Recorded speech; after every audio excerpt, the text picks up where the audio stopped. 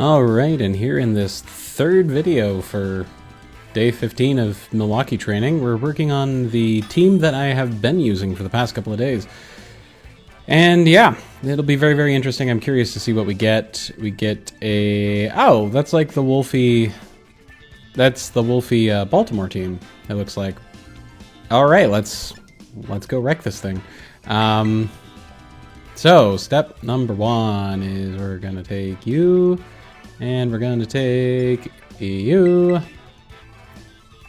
Yeah, do I like that? I don't know if I like that or not. No. No, no, no. We're gonna take you. And we're gonna take Biker Boy. And then we're gonna bring Grit, and I don't know if I want which one of you I want to bring. I want to bring you. Okay, cool. So here's the thought process. If he starts with the quote-unquote classic lead, you've got the, or how that team's supposed to work, you've got the Galarian Weezing and the Toedscruel, and their entire job is that the Weezing turns off the Toedscruel's ability, which is kind of lame, so that the Toedscruel has the fastest spore in the West. Which is great and all, so that's why we're bringing Safety Goggles Boy with our good friend Bjorn there. That's also a Spexed Weezing, if I remember correctly. So we're probably going to be putting my Terra into... well, into somebody I want to survive. So, step number one. I think probably Bjorn.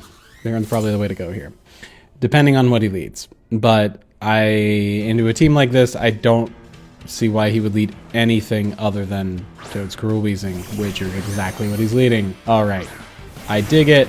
I mean, not really, but I do. Okay. Step number one is get rid of the Toedscruel. So here we go. And we're just gonna protect that. The Terra Poison is to make it so that I don't just die to a Specs Fairy move from the Weezing. And Wicked Blow should be able to deal very significant damage to Mr. Toedscruel over there. Hopefully just removing it. I can't remember if Wolfie ran a Focus Sash on the thing or not.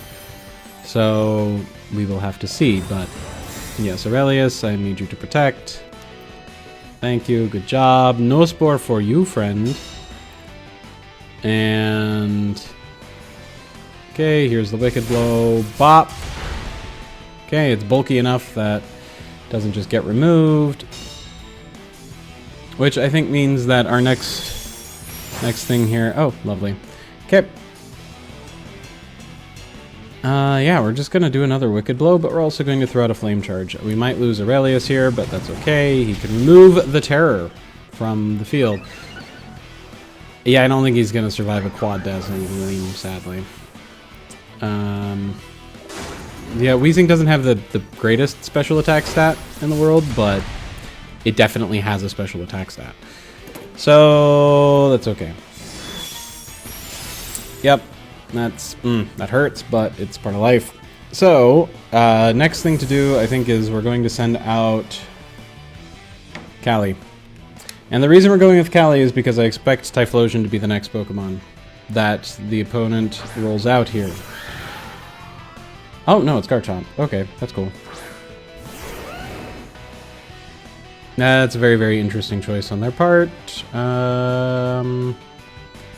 Yeah, that's cool. Well, we're just going to detect here, and do I just want a Glacial Lance, or do I want a Trick Room?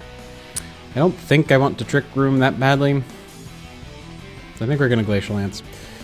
Yeah, let's just get some significant damage out on the board. Lars is withdrawing Weezing. Okay. Effects of neutralizing gas are gone. Here is Typhlosion. Okay, and that was the reason for wanting to preserve the Urshifu.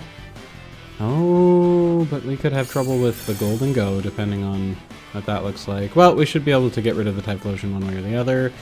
I think next turn actually is going to be turn 4 Trick Rooming. Bop, but that'll do some damage to the Typhlosion, which is good.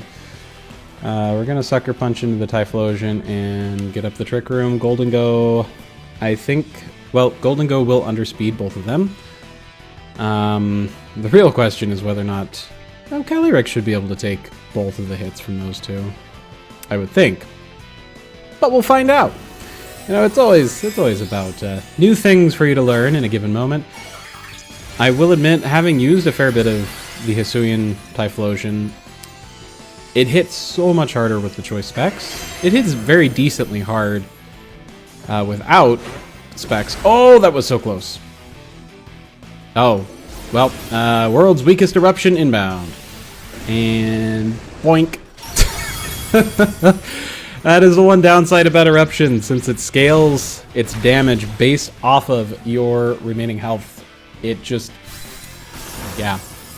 Unfortunately, if you get hit by something like a priority move, it just pulls the teeth from that move so badly. Here is the Trick Room from the Calyrex. And now we're going to go into the Golden Go, and yeah, honestly, I think that will effectively close this one out. Yep, double spread move. Calyrex underspeeds everything. Honestly, Golden Go might underspeed everything except for the Wheezing. Yep, here's a Glacial Lance. That'll pick up a double KO. Bop. Bye-bye. And then the Wheezing comes back in, and that will be game. The reason for preserving the Golden Go as long as possible was because Golden Go actually has a really, really good matchup into Galarian Wheezing, obviously, because you're a Steel type, so it can't hit you with poison moves, and you resist the Fairy type moves. And so rather than send it out unnecessarily early, it made sense to me to hold on to it in case I ended up in a situation where it was Golden Go versus Wheezing in the endgame. Particularly if the Wheezing had locked into the wrong move with the choice specs. So, yeah. Anyway, though, I think that pretty much is going to close this one out. Let me just lock into the Make It Rain and lock into the Glacial Lance. Yep, here's the Glacial Lance, and he is underspeeding, so that'll do that right there. So the main reason also why we couldn't just lead with the Golden Go is because the neutralizing gas does turn off Good as Gold, thereby making it so that you can inflict status conditions on Golden Go, which meant that the Toedscruel could totally have spored my Golden Go. Anyway, thank you for watching this video. Hope you have a great day, and hope to see you in the next one.